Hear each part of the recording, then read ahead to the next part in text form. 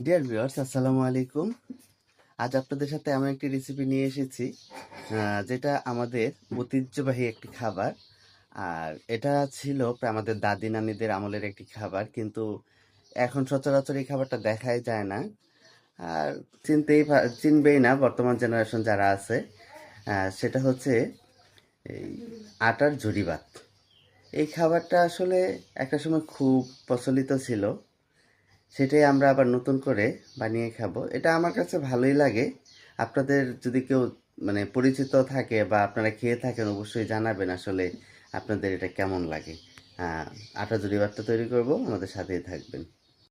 আটার জুড়িবাটটি তৈরি করার জন্য প্রথমে আমি এখানে নিয়ে নিয়েছি আটা, আর দিয়ে দিচ্ছি স্বাদ মতো লবণ। লবণটা দিয়ে ভালো করে আটাটার সাথে মিশিয়ে নিচ্ছি। এটা বানানো খুবই সহজ।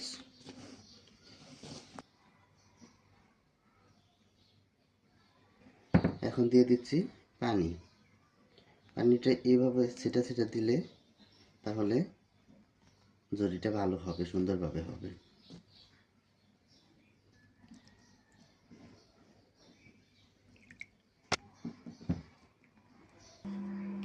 দেখুন বন্ধুরা, জরিবারটা তৈরি করার জন্য পানি দিয়ে অল্প অল্প পানি দিয়ে মিশিয়ে মিশিয়ে এইভাবে একটা জরি জরি ভাব তৈরি করে নিয়ে আসতে হবে।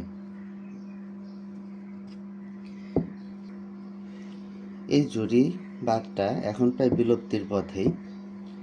এই জরি ভাতটা খেতে কিন্তু খুব ভালোই লাগে। এটাকে বাফে দিতে হবে, আর বাফের জন্য এখানে দিয়ে দিয়েছি পানি।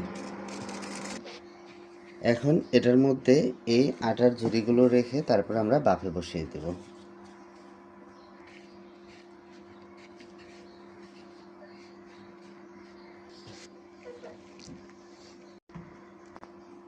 দেখুন বন্ধুরা, এটা এখন আমরা বাফে দিচ্ছি।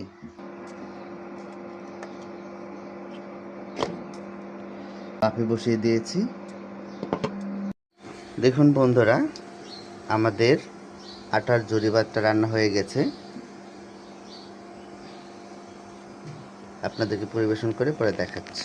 দেখুন বন্ধুরা, আমাদের আটার জরি ভাতটা কতটা ঝরঝরে এবং সুন্দর হয়েছে। এখন আর এই জরি ভাতটা আপনারা যে কোনো তরকারি দিয়ে খেতে পারেন, তবে আমার কাছে দুধ দিয়ে বেশি ভালো লাগে। দুধ দিয়ে, গুড় দিয়ে বা চিনি দিয়ে এটা খেলে অনেক বেশি ভালো লাগে। আপনারা এইভাবে ট্রাই করে দেখতে পারেন এবং খেয়ে দেখতে পারেন। খুবই ভালো লাগে, ইউনিক একটা খাবার, এবং এটা আমাদের একটা ঐতিহ্য। এটা একটা অনেক পুরাতন একটা খাবার, এটা সচরাচর রান্না হয় না। আমি এটা দুধ দিয়ে